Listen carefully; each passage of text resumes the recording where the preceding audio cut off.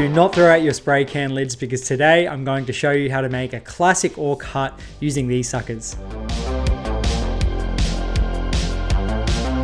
Hey everyone, welcome back to Anvil of Doom Miniatures. My name is Deets and I hope you've all been well. And as I said in the intro, today I'm going to show you how to make an orc hut. Now there are so many different ways to make orc huts, but I want to show you how I make these things using something that we probably chuck out too often, and that is the spray can lid. I figured out this thing is the perfect size to use as a template, and that really is half the battle when you're making these shacks. But anyway, that's enough chit chat, let's get straight into it. Like always, I'm going to get a bit of inspiration from the best Warhammer book that was ever created, the 6th edition rulebook, as I remembered there was a page on some orc terrain in there somewhere. Now looking at the orc hut in this book, I realized that they made this thing to look more like a tent, and I didn't have the materials for this look, so I'll take some elements from it, but go for a more wooden ramshackled structure using some paddle pop sticks and some matchsticks as my main materials. To get started, we'll need a base for this little greenskin shack to sit on, so I'm using some PVC sheet I got from my local hardware store, and then using a nice bowl that I probably shouldn't have used because I got some permanent marker on it. I'm tracing out a circle and then cutting off the excess. This circle does not have to be perfect because we'll throw some basing sand on it later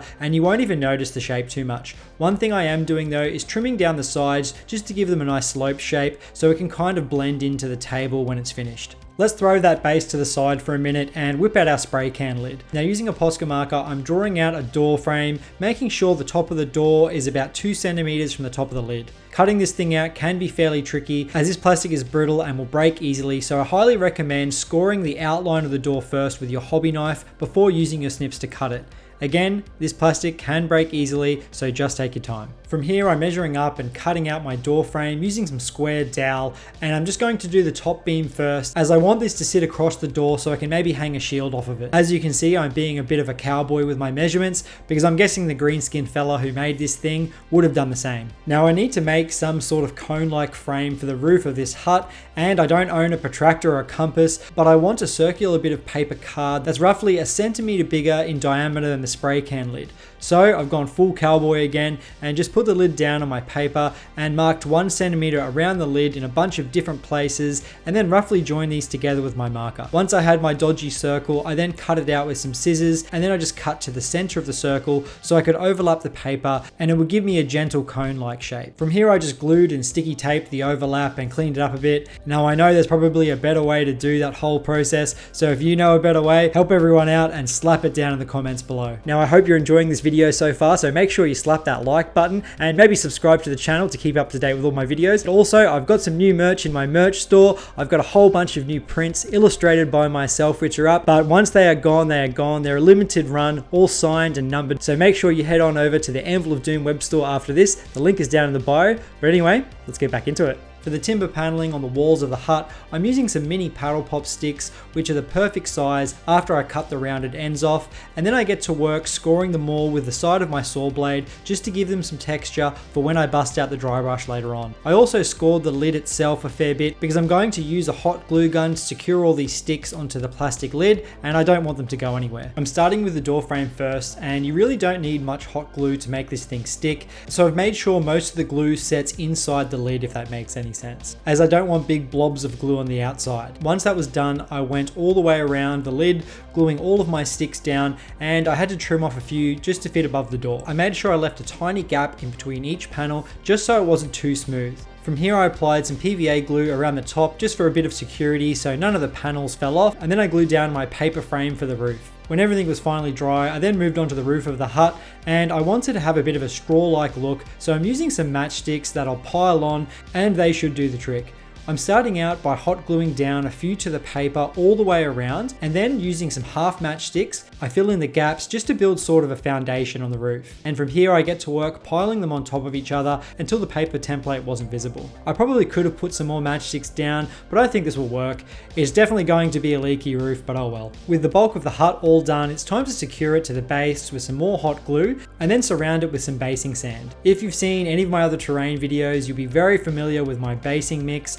I add sand, a little bit of wall filler, and a heap of PVA glue until I get a nice slurry mix, and then I slap that all over the base, and I even try to get plenty inside of the hut as well. This stuff can be super sticky, so I recommend throwing down some cardboard just so you don't get it all over your nice hobby table. While the mix is still wet, I also throw a few stones around the hut in clusters of 2 and 3.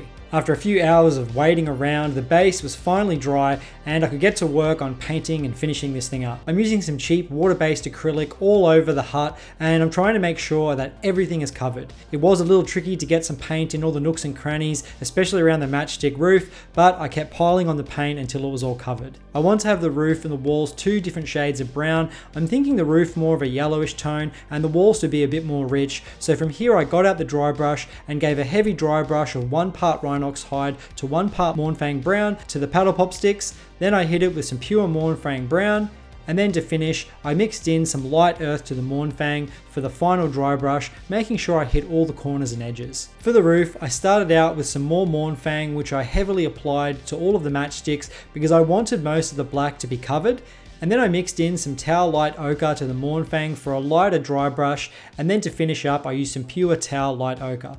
I never use this color, but I think I'm going to start using it a bit more because I really like how punchy it is. The rest of this thing was super simple as I just dry brushed the rocks with some grays and whites and then used some Xandri dust and Agrax Earthshade for the base. Basing is fast becoming one of my favorite things about the hobby because with a few touches it can really bring what you're working on to life. So like always, I'm going to glue some tufts and grass down and even throw some moss on the roof. Now to finally finish this thing off, I'm going to glue on some final orc touches like a shield above the door, a skull at the front to act as kind of like a beware sign, and a quiver full of arrows resting against the door frame.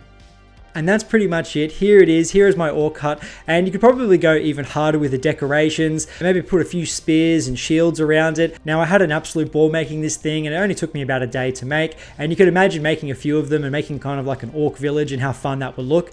But anyway, guys, that's pretty much it. Like always, I want to say a massive thank you to all of my Patreon members. You guys are a bunch of legends. And thanks so much for supporting the channel. If you want to join the Anvil of Doom Patreon, the link is in the bio. And I look forward to catching up with you in the Discord. Anyway, guys, I'm out of here. I'll see you next time.